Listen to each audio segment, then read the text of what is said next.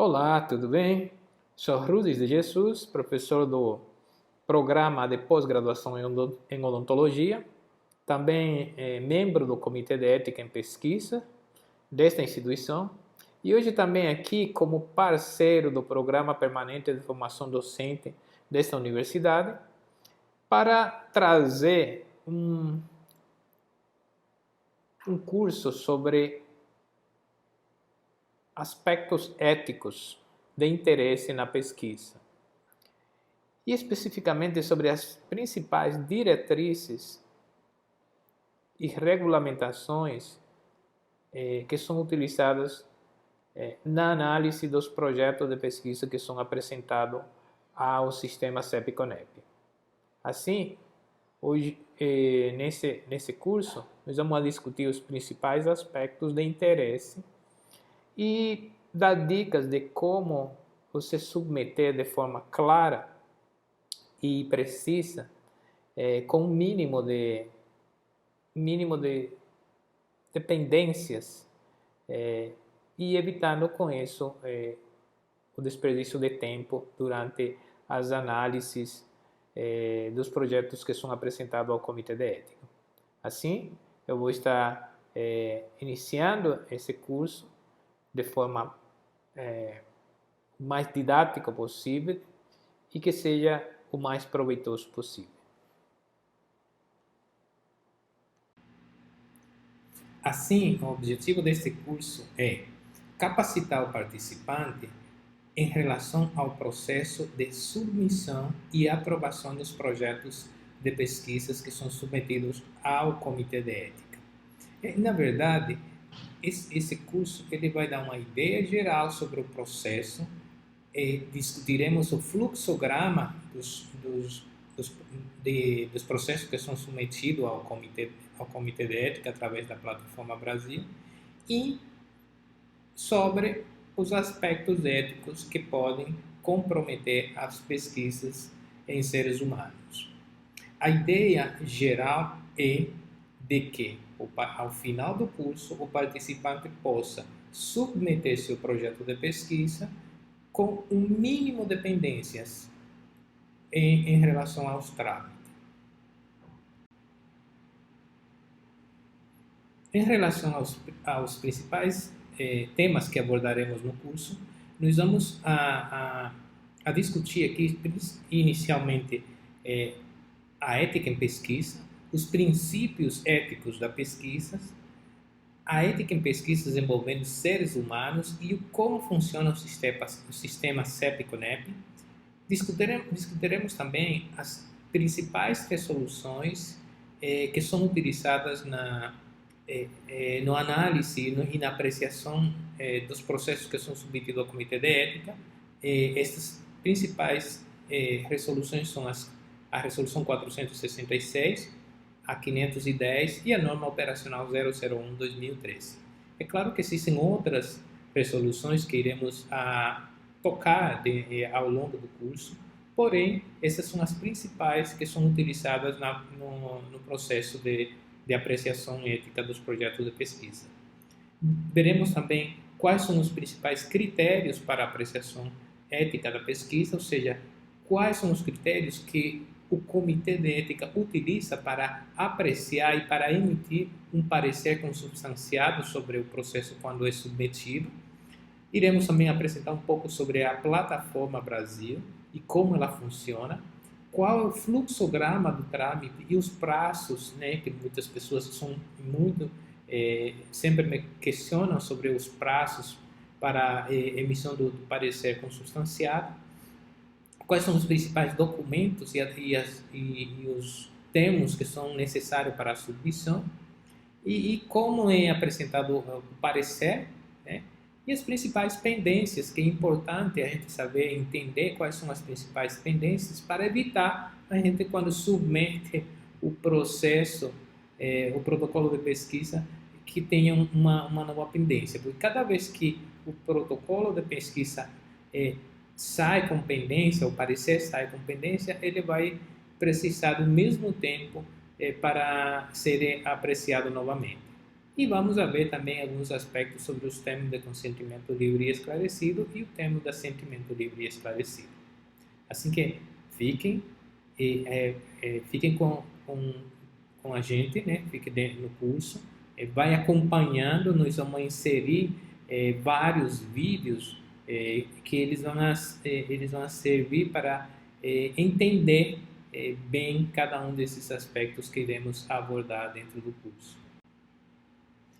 Bom, então, quais são as principais diretrizes e resoluções que são utilizadas na apreciação dos projetos de pesquisas que são submetidos aos comitês de ética através da plataforma Brasil?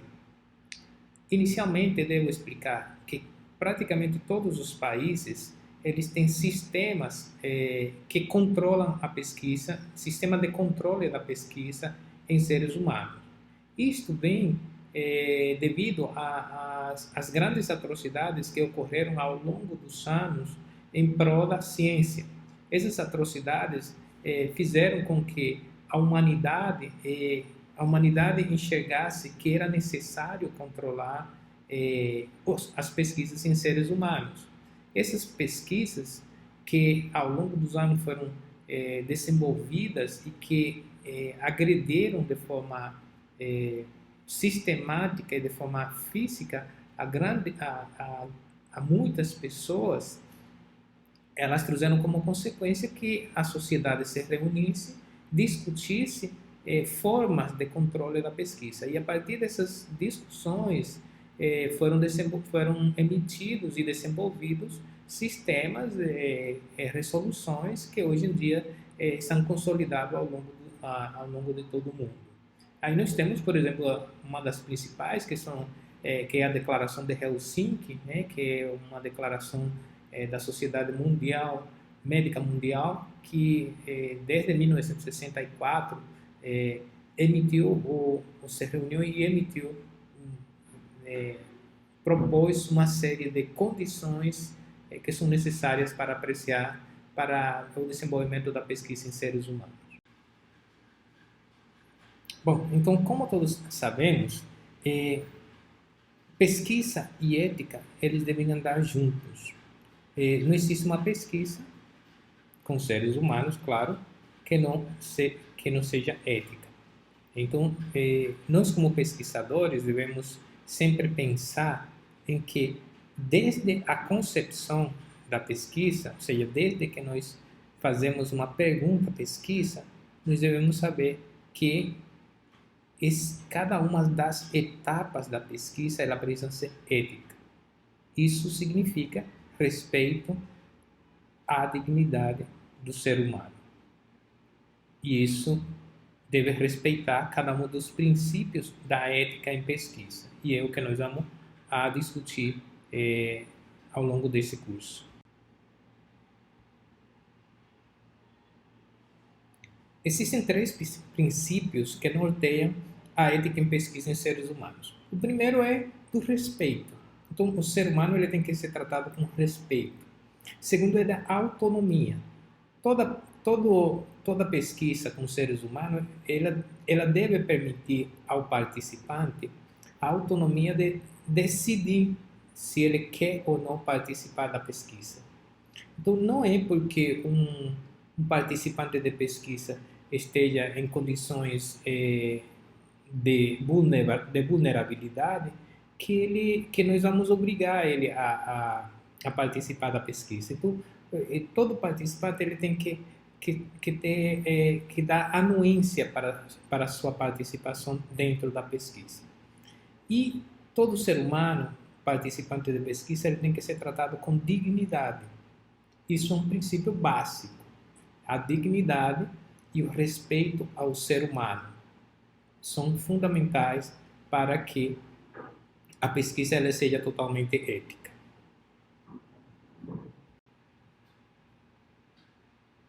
Além dos princípios antes mencionados, a pesquisa ela não pode ocasionar nenhum dano previsível ao participante. Ou seja, nós não podemos fazer uma pesquisa sabendo que esse participante vai ter algum dano por estar dentro da pesquisa, que foi o que aconteceu no passado, quando nós mencionamos as grandes atrocidades que ocorreram pela humanidade. Os participantes eram submetidos a pesquisas onde já era sabido que esse participante iria acontecer algum dano nele, né? E isso é o princípio da não maleficência. Igualmente, a pesquisa ela deve trazer benefícios aos seus participantes. E nós vamos ver um pouquinho mais para frente os que são os riscos e os benefícios. Da mesma forma, a pesquisa ela tem que ter justiça, ela tem que ser justa. Então, a mesma chance que um participante tem de estar dentro de um grupo experimental, por exemplo, ela deve ser igual a estar no grupo controle, né? Também deve ser evitar o uso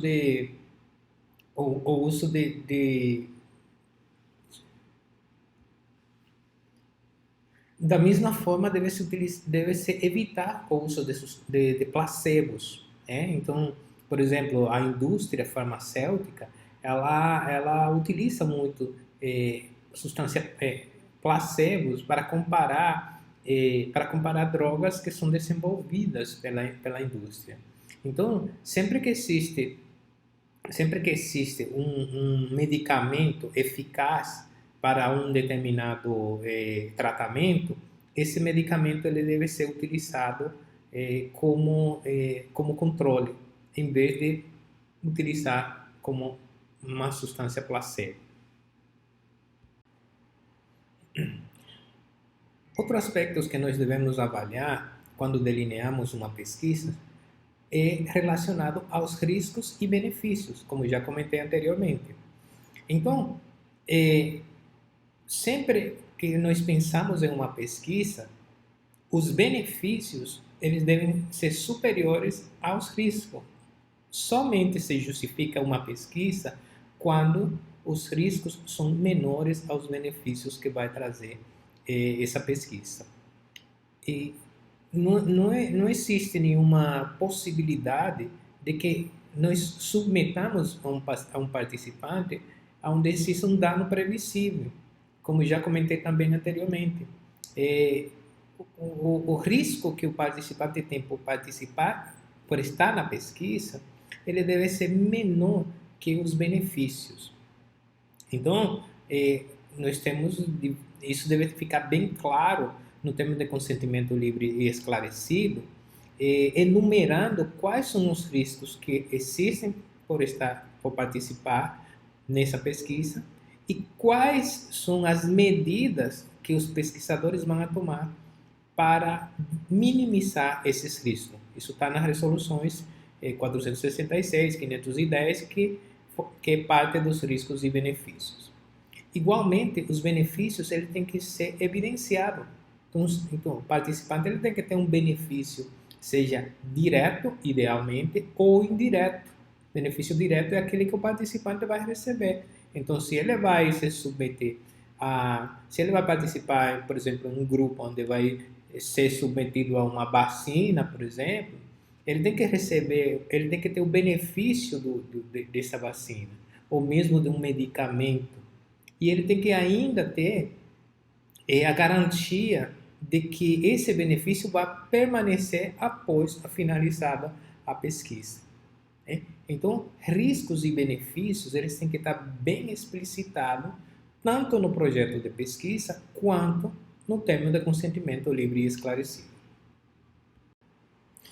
Com isto, pesquisas somente se justificam se houver probabilidade de benefício nas populações onde serão desenvolvidas. Então, nós só devemos propor pesquisas quando nós sabemos, se nós sabemos que essa pesquisa que nós estamos propondo, ela vai trazer um benefício a essa população, seja de forma direta ou indireta. E nós temos casos bem recentes, né, da população. Nós todos nos submetimos a grandes riscos, porém com um benefício previsível, que foi o caso das vacinas, quando nós tivemos a pandemia por Covid-19. onde populações inteiras se submeteram a pesquisa, a uma pesquisa de uma vacina para a Covid, em prol de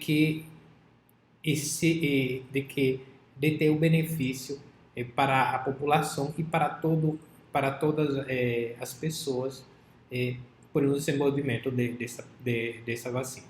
Então, isso tem que ficar bem claro sempre nos riscos e benefícios e deve ficar bem claro no texto, no contexto do projeto de pesquisa e também no termo de consentimento livre e esclarecido. Outro aspecto que a pesquisa deve ter e que nós devemos tomar em consideração quando fazemos o delineamento experimental da pesquisa é o grau de vulnerabilidade das populações em que nós vamos a trabalhar. Então, toda pesquisa ela deve ter relevância social com vantagens com mínimo ônus para as populações vulneráveis. Então, não é porque nós vamos fazer uma pesquisa em um grupo onde existe uma vulnerabilidade social e econômica, por exemplo, que nós vamos submeter essas populações sem nenhum ônus, por exemplo, sem uma vantagem para essa população. Então, a vulnerabilidade dos participantes ela deve ser considerada dentro do delineamento da pesquisa, sempre com o mínimo de ônus e com as vantagens da pesquisa que a pesquisa deve ter, os benefícios que a pesquisa deve trazer para essa população. Bom, até aqui nós vimos a primeira unidade, né, do curso, onde nós abordamos a parte introdutória de ética em pesquisa e os princípios que regem, né, a ética em pesquisa. Eu vou deixar aqui, dentro do conteúdo, vou deixar outros materiais interessantes sobre esses aspectos que já mencionei, que já discuti nessa primeira etapa. Tá? E na sequência nós vamos a reiniciar com o sistema, a unidade 2, né, que vai abordar o sistema CEP-CONEP e as resoluções, as principais resoluções que são utilizadas na apreciação dos projetos de pesquisa que são submetidos ao Comitê de Ética. Tá bom? Continuem assistindo e espero que o curso seja de grande proveito para todos os participantes.